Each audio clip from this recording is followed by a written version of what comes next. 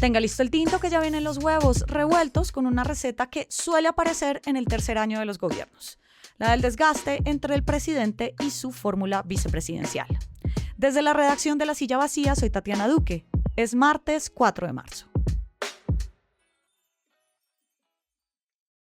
La única función constitucional del vicepresidente es reemplazar al presidente en caso de una falta absoluta. El resto viene de lo que el presidente le dé a su fórmula.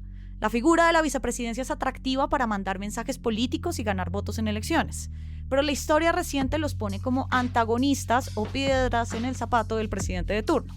Pasó hace 30 años con el primer vicepresidente, que fue Humberto de la Calle, hace 15 con Angelino Garzón, hace 9 con Germán Vargas Lleras, hace 4 con Marta Lucía Ramírez y ahora ocurre con Francia Márquez en el gobierno de Gustavo Petro.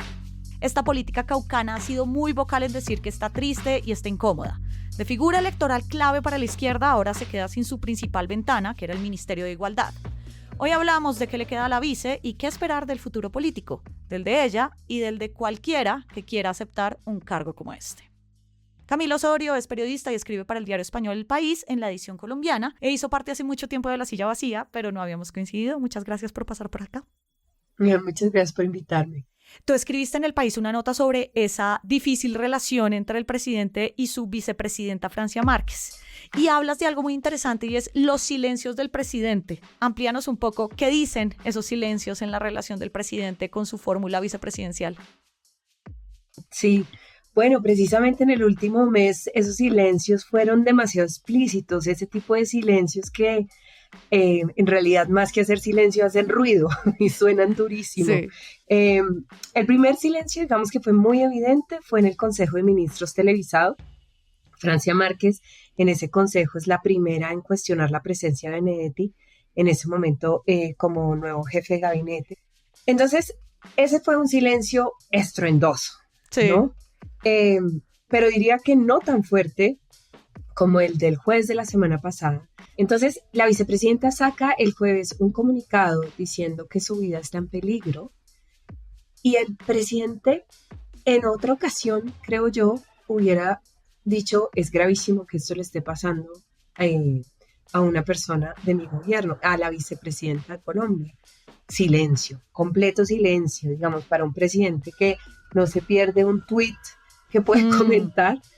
Fue un silencio realmente muy impactante. Horas después de eso, además, llega la presentación del gabinete. Primero, no está Francia Márquez. Y segundo, está quien va a ser el nuevo ministro de Igualdad, un viejo amigo de ella, Carlos Rosero.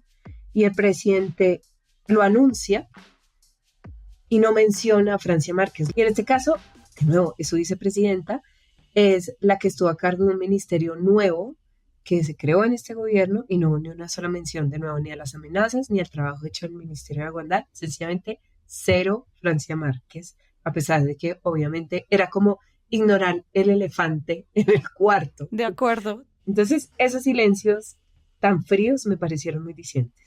Ahora, ¿tú lees que las funciones de la vicepresidenta, exministra ahora, daban para que tuviera un rol protagónico en el gobierno? ¿Y qué pasó ahí? Bueno, acá ha habido, digamos, distintas versiones. Por ejemplo, a pesar de que ese ministerio se creó en los primeros 6 meses, se demoró mucho. Luego ese ministerio nació con un diseño institucional que fue muy cuestionado. Tiene muchísimos viceministerios, ¿no? Mucho más que otras carteras. Entonces también como que la operación empezó a hacerse muy engorrosa.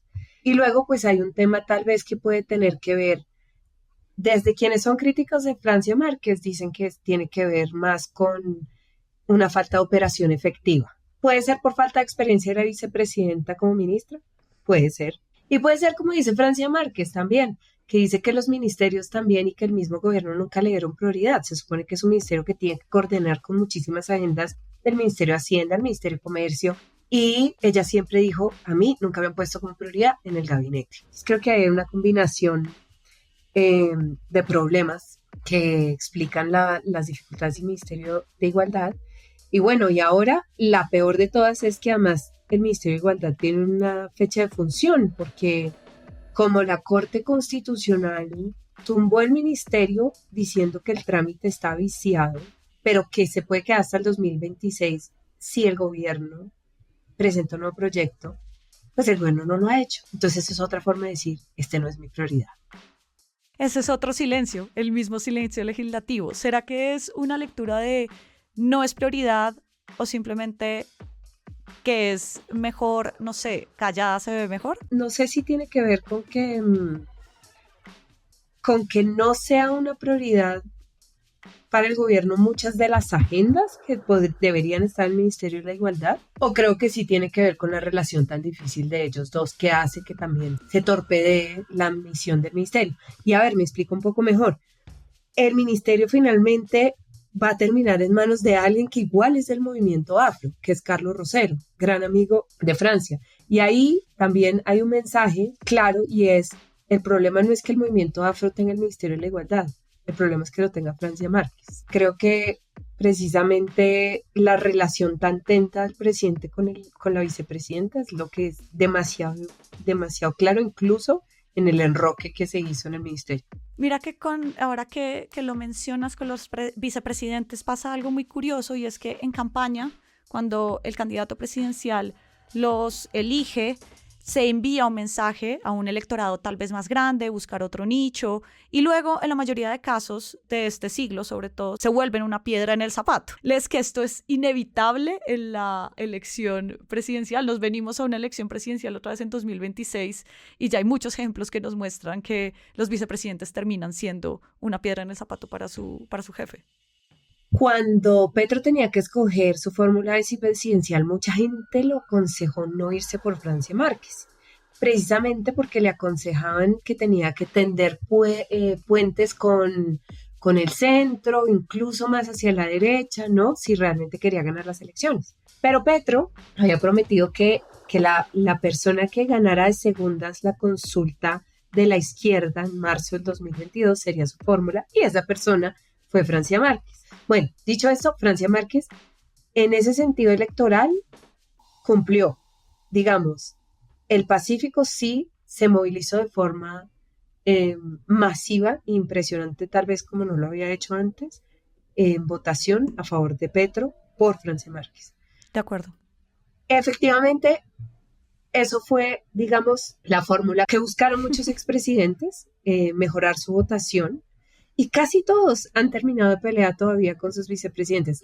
El caso más explosivo obviamente fue Ernesto Samper, porque Humberto de la Calle, en ese momento, quien había sido elegido su vicepresidente, cuando estalló el proceso 8000, dijo, no, yo me voy de acá, y se fue. Pero digamos, Angelino Garzón, vicepresidente de Juan Manuel Santos, sí, tampoco nunca tuvo una buena relación con Santos. Marta Lucía Ramírez, el ejemplo más reciente, tampoco tuvo una buena relación con Iván Duque, y precisamente sabía que, a menos que a Francia no le dieran un ministerio, como a Marta Lucía le dieron la Cancillería, pues ella no iba a tener mucha agencia. Tal vez el caso como menos dramático es el de Germán Vargas Lleras, vicepresidente en la segunda presidencia de Juan Manuel Santos, sí, pero él tenía muy claro que necesitaba un ministerio y bueno, él tenía un peso político distinto. Y Santos le dio todo. Absolutamente todo. Ahora, ¿qué le queda a ella en términos políticos? ¿Cuál lees que va a ser ese futuro? Muchos apuntan a que sea por fuera del petrismo. Que vayan a romper del todo no es muy claro. Yo creo que Soy Porque Somos y Francia Márquez todavía tienen que esperar a ver cuál es la estrategia 2026. Pero que ella todavía tiene capital político que gastar, sin duda. Ella, como vicepresidenta, igual tiene unas funciones en este momento para coordinar proyectos tanto en el Pacífico, y en ese sentido todavía puede tener algo de protagonismo político en el tiempo que queda. Y Francia Márquez puede que cuando uno mira las encuestas todavía tiene una opinión negativa muy grande, pero a nivel internacional sigue siendo un ícono muy, muy llamativo. Pues nada más creo que el año pasado fue que le dieron el reconocimiento WBT Voice en la Universidad de Harvard. Ella sabe que ella es un símbolo internacional, lo es. Tiene, obviamente, no todo el capital político que tenía al principio de la presidencia. Creo que ha tenido que aprender a los golpes también, pero tiene todavía cómo gastarlo para el 2026. Pues entonces seguiremos muy pendientes de cómo evoluciona esta relación, si es simplemente un rompimiento temporal o si realmente se van al divorcio. Gracias, Camila, por pasar por acá. No, gracias por invitarme. Y arranca el día con estas movidas. Inicia la inhabilidad para los funcionarios públicos de cara a las elecciones del 26. Tienen plazo hasta hoy para que renuncien a sus cargos si aspiran al Congreso o a la presidencia. En Huila, Casanare, Meta y norte de Santander sigue el paro arrocero. Los cultivadores piden medidas al gobierno para ajustar los precios de la comercialización del grano. Y mañana el Congreso define la renuncia de César Lurduy al Consejo Nacional Electoral.